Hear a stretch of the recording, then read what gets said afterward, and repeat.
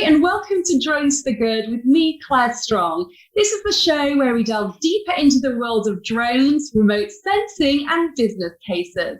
My guest today is Bill Emerson. He's the Events and Communications Manager at Phase One. Bill, thank you so much for joining me today. I'm glad to be here. Thanks for having me. Thank you so much. So, Bill, first things first, tell me a little bit about Phase One.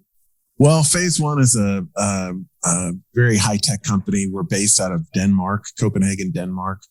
We've been in business since 1993, and we manufacture and produce medium format cameras, so for commercial purposes. So very high-end photography capabilities, but that's basically our business in a nutshell, is cameras.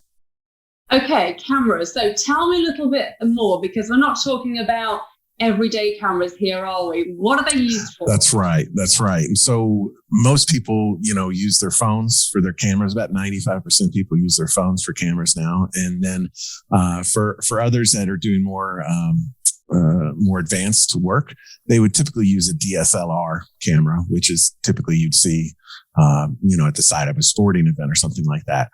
Our cameras are a little different in that we specialize in what we call a medium format camera.